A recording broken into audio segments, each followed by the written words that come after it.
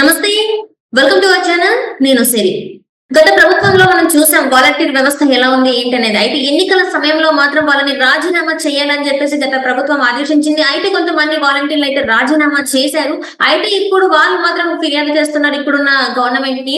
ఏంటంటే వాళ్ళు వైసీపీ మమ్మల్ని మోసం చేసింది, మీరే మమ్మల్ని ఆదుకోవాలని చెప్పేసి అయితే వాలంటీర్లు కోరుతున్నారు. మరి ఏం జరుగుతుంది ఏంటనేది మనకు వివరించడానికి మనతో పాటు ఉన్నారు TDP official spokesperson Pulapati Srinivas Chowdary గారు. నమస్కారం సార్.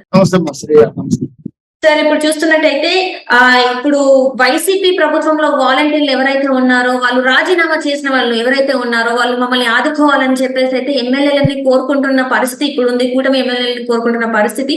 మరి ఇప్పుడు ఆ వాలంటీర్ల పరిస్థితి ఏంటంటారు? అంటే రాజీనామా చేసిన వాలంటీర్ల పరిస్థితి ఏంటి? మళ్ళీ వాళ్ళని విధిలోకి తీసుకునే అవకాశం ఉందంటారా? లేకపోతే వాళ్ళకి ఏమన్నా ప్రత్యామ్నాయం చూపించే అవకాశం ఉందంటారా? తప్పకుండా. మొదట సిరి గారు మీకు టీవీ ప్రేక్షకులకి అలాగే తెలుగుదేశం పార్టీతో నమస్కారాలు.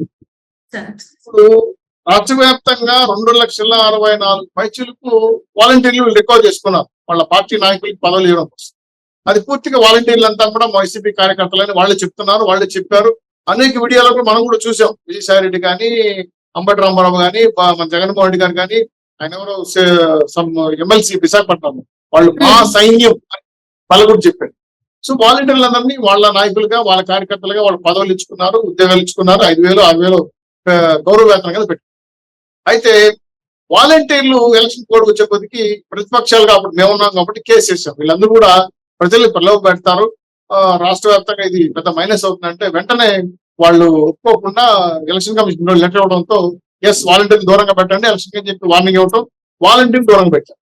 దాంతో విర్రవీగిపోయిన జగన్మోహన్ రెడ్డి గారి ప్రభుత్వ నాయకులు మీరు రిజైన్ చేసేయండి, పార్టీకి జనాలు పట్టుకోండి, మళ్ళా వచ్చేది మన ప్రభుత్వమే, మీకు ఈ 15,000 ఇస్తాం, మీరు 2 నెలలు కష్టపడితే ఎలక్షన్ ప్రచారం కోసం మీరు రండి అని చెప్పి వార్నింగ్ ఇచ్చారు. కొంతమంది నమ్మి వెళ్ళారు, కొంతమంది చేయకపోతే మేము ప్రభుత్వానికి వచ్చాం కదండి మాకు ఏదైనా ప్రాబ్లం వస్తుందంటే దౌర్జన్యం చేసి మరి వార్నింగ్ ఇచ్చి రిజైన్ చేస్తారా మేము తీసేయమంటారా అని చెప్పి వార్నింగ్ ఇచ్చి చేసిన వాళ్ళు ఉన్నారు. ఇంకొంతమందికి ప్రలోభ పెట్టి అంటే మీరు పార్టీ కార్యకర్తలు పార్టీ కోసం పనిచేయాలి, చెప్పింది కదా ప్రభుత్వం చేయండి అని చెప్పి బలవంతంగా రిజైన్ చేయడంతో కొంతమంది దాదాపు 60,000 మంది వాలంటీర్లు రిజైన్ చేశారు. వాళ్ళు ఇప్పుడు డోలాయమానంలో పెట్టారు. ఇప్పుడు ప్రభుత్వం తీసుకుంటారా తీసుకోవాలి. అయితే ప్రతి అంశం పరిగణలో తీసుకుంటాం. ఎందుకంటే వాలంటీర్లు మేము తీసుకొని 10,000 రూపాయలు జీతం ఇస్తామని చెప్పిన మాట వాస్తవం, బాబు గారు బహిరంగంగా చెప్పారు.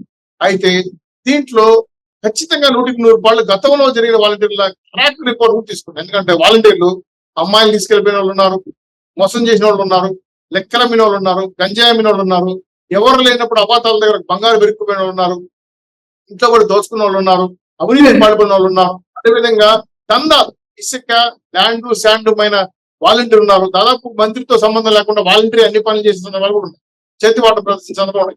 వీటందరూ కూడా ఫిల్టర్ చేసి నిజాయితీగా పనిచేసిన వాలంటీర్లు పక్కన పెట్టి క్వాలిటీ చదువుకున్న వాళ్ళు ఏ పదవికి ఎవరు రాస్తుంది. ఇప్పుడు చూడాలండి, ఉదాహరణకి నర్సింగ్ పని చేస్తేనే నర్సు ఉద్యోగం చేయగలరు, మీరు లేనప్పుడు చేయలేవు. కాబట్టి అటువంటి స్కిల్ ఉన్న వాళ్ళని ఇంటర్వ్యూ పెట్టి వాళ్ళ రిజ్యూమ్ తీసుకొని మళ్ళీ వాళ్ళు ఫిల్టర్ చేసి వైఎస్ఆర్సీపీ కార్యకర్తలను పక్కన పెట్టి నిజంగా ఎవరైతే వాలంటీర్ అర్హంగా ఉన్నారో వాళ్ళు తీసుకొని వాళ్ళకి ఎక్కడ అకామిడేట్ చేయాలో చేస్తాము.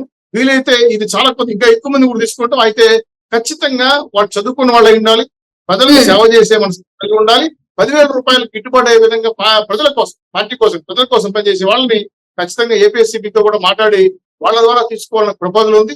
వెంటనే హ్యూమన్ రిసోర్సెస్ మంత్రి కూడా ఆ విషయం పైన ఆలోచిస్తున్నారు. కాబట్టి మేము చాలా స్పష్టంగా ఉన్నాం, వాలంటీర్కి అన్యాయం చేయం. కాకపోతే తప్పు చేసిన వాలంటీర్ పాత్ర తీసుకునే సమస్య లేదు, తుప్పు పక్కన పెడతాం, మొహమాటమే లేదు. కాకపోతే వాలంటీర్కి ఇచ్చే భరోసా ఏంటంటే మీ అర్హత ఉంటే రేపు ఎగ్జామ్ లో పాస్ అవ్వండి, మీరు మమ్మల్ని తీసుకొని ఈ ఎగ్జామ్ లో పాస్ అయిన తర్వాత మీకు అన్ని అర్హతలు క్రమంగా ఉంటే 100% మీకు వాలంటీర్ ఉద్యోగం వచ్చే అవకాశం ఉంది. కాబట్టి దీన్ని ఆన్ పేపర్ ఏపీఎస్సీ మన ఆంధ్రప్రదేశ్ బోర్డు రిక్రూట్మెంట్ బోర్డుతో మాట్లాడుకొని వాళ్ళ సలహాలు తీసుకొని ఒక స్పెషల్ కమిటీ వేసి ఎవరైతే ముందు ఎంతమంది ఉన్నారు, ఈ 60,000 మంది రిజైన్ చేశారా లేదా ఇంకెవరి మంది రిజైన్ చేశారా మొత్తం ఫిల్టర్ చేసి టోటల్ వర్కౌట్ చేసి పేపర్ వర్క్ చేసి ఎవరైతే మళ్ళీ తిరిగి అప్లై చేస్తారు, కొంతమంది అప్లై చేసుకోవడం, కొంతమంది అప్లై చేస్తారు. 60,000 మందిలో కొద్దిమంది అప్లై చేస్తారు, మిగిలిన వాళ్ళు అప్లై చేయట్లేదు. వాళ్ళు ఎవరైతే అప్లై తీసుకున్నారో వాళ్ళని మళ్ళీ ఇంటర్వ్యూ పిలిపించి వాళ్ళ ప్రాంతం వాళ్ళ ఏరియా చూసుకొని గతంలో వాళ్ళ పని విధానం ట్రాక్ చెక్ చేసుకొని ఏమైనా పొరపాటు చేశారా, మంచి చేశారా, సర్వీస్ చేశారా చూసుకొని, ప్లస్ వాళ్ళు ఏ పార్టీకి సంబంధం లేకుండా ఉండాలి. కాబట్టి తెలుగుదేశం కావచ్చు, జనసేన కావచ్చు, వైసీపీ కావచ్చు, వాళ్ళకి సర్వీస్ చేసి ప్రజా ఉద్యోగం కావాలి. కాబట్టి ఈ విధమైన వర్కౌట్ చేస్తారు. వర్కౌట్ చేసిన తర్వాత వాళ్ళలో ఎగ్జామ్ అయిన తర్వాత ఓరల్ ఇంటర్వ్యూ ఉంటుంది, మళ్ళీ ఫిజికల్ ఇంటర్వ్యూ కూడా ఉంటుంది. ఇవన్నీ చేసిన తర్వాత 100% నిజంగా వాలంటరీ అర్హత ఎవరికైతే ఉందో వాళ్ళందరికీ ఉద్యోగాలు ఇస్తాం. ఇంట్లో జగన్మోహన్ రెడ్డి గారు చెప్పి ప్రాంతాన్ని చూడడం, పొలం చూడడం, మొత్తం చూడడం, ఇట్లాంటి కొల్లి మాటలు చెప్పాల్సిన అవసరం లేదు. యాజ్ పర్ నామ్స్ ఒక ఉద్యోగికి ఏవైతే అర్హతలు ఉన్నాయో అవన్నీ కూడా మంచి కొంచెం అప్లైబుల్ గా చేస్తాము. ఖచ్చితంగా వాలంటీర్ల భవిష్యత్తులో ప్రభుత్వ ఉద్యోగాల అవకాశాలకు వెళ్ళే అవకాశం ఇప్పుడు ఉంది. కాబట్టి ఇప్పుడే కానీ మనం కరెక్ట్ గా ఫిల్టర్ చేసుకుంటే రేపు ప్రభుత్వ ఉద్యోగాల్లోకి వస్తే కూడా నిజాయితీకి పనిచేస్తారు, లేకపోతే అన్యాయాల అక్రమాలు పాల్పడతారన్న ఉద్దేశంతోనే ఈ రోజు మళ్ళీ వాలంటీర్ వ్యవస్థని రీకన్స్ట్రక్షన్ చేస్తున్నాం, పునర్నిర్మించుకుంటున్నాం. కాబట్టి వాలంటీర్లు ఎవ్వరూ భయపడాల్సిన అవసరం లేదు. అర్హత ఉన్న వాళ్ళు ఖచ్చితంగా మళ్ళీ ఉద్యోగం వస్తుంది. రిజైన్ చేసేమని మళ్ళీ మీరు పాత రాజకీయ నాయకులు చుట్టూ తిరగబాకండి, దందాలు చేయబాకండి. మీరు ఎవరు కూడా లావాదేవీలు కోటలు పట్టుకొని లంచాలు ఇస్తాం ఉద్యోగాలు ఇవ్వడం కూడా జరగవమ్మా.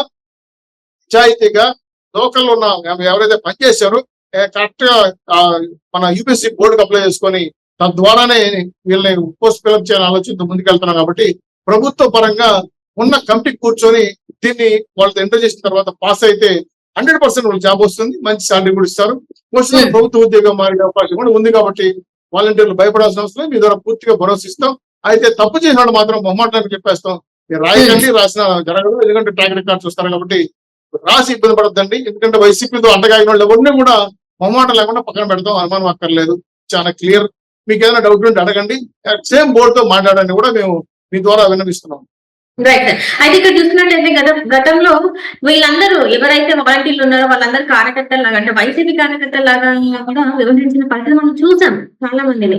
సో మరి మళ్ళీ ఇప్పుడు ఇక్కడ ఉండి ఇక్కడ లబ్ధి పొందుతూ మళ్ళీ అటు సైడ్ వాళ్ళకి పనిచేయడానికి గ్యారంటీ ఉందంటారా సార్ మరి? అందుకేనమ్మా ఇప్పుడు ఏమంటే ఇప్పుడు వైఎస్ఆర్సీపీ కార్యకర్తలు వాలంటీర్లుగా ఉన్నారనే విషయం వాళ్ళే ఒప్పుకున్నాం. కాబట్టి మనం ఫిల్టర్ చేసి ఇంప్రూవ్ చేసామనుకోండి, ఎలక్షన్ డబ్బులు పంచారా, తప్పుడు పనులు చేశారా, వైసీపీ పరపత్రాలు పంచారా, వినాదాలు ఇచ్చారా, జన సమీకరించారా, అదేవిధంగా వైఎస్ఆర్సీపీ పథకాలను సమకూర్చడంలో దోపిడీకి ఏమైనా పాల్గొన్నారా, ఇవన్నీ కూడా పరిగణనలోకి తీసుకుంటాము. తీసుకున్న తర్వాత వాళ్ళ ట్రాక్ కరెక్ట్ గా ఉంది, లేదు నిజాయితీకి సేవ చేశారంటే వాళ్ళకు ఒక అవకాశం ఇస్తాం.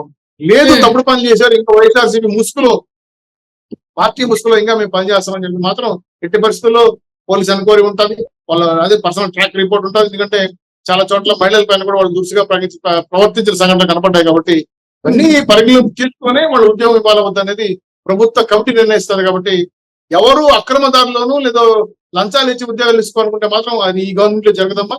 పార్టీ పనిచేస్తామని అది కూడా జరుగుతుంది. తెలుగుదేశం పార్టీలో పనిచేసుకుంటే వాలంటీర్ పనిచేస్తుంటే కుదరదు.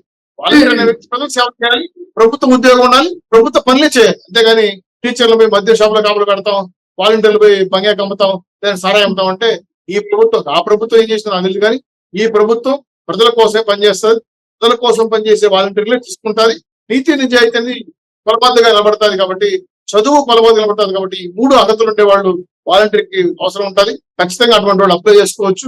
తొందరలో నోటిఫికేషన్ ఇవ్వబోతారు. డిఎస్సీ అయిన తర్వాత ఆ శాఖ ఎవరైతే ఉన్నారో వాళ్ళు కూర్చున్న తర్వాత శాఖ మంత్రులంతా కూడా ఇప్పుడే పరిశీలికి వస్తారు. కాబట్టి నెక్స్ట్ కేబినెట్ కమిటీ లోపలే నిర్ణయం తీసుకొని ఖచ్చితంగా వాలంటీర్ న్యాయం జరుగుతుంది. ఈ వాలంటీర్లు అనేవాళ్ళు ఇవన్నీ కూడా దృష్టిలో పెట్టుకొని మళ్ళీ ప్రభుత్వానికి రావాలంటే ఈ అంశాలు పరిగణలో తీసుకొని అప్లై చేయమని చెప్పి మీరు విజ్ఞప్తి చేస్తున్నాం. తప్పు చేసిన మాత్రం తిప్పోలు కొడతాం అనే విషయాన్ని మాత్రం బహిరంగంగానే చెప్తున్నాం. వాళ్ళకి అర్హత లేదు, నువ్వే గట్టిగా చెప్పేస్తాం.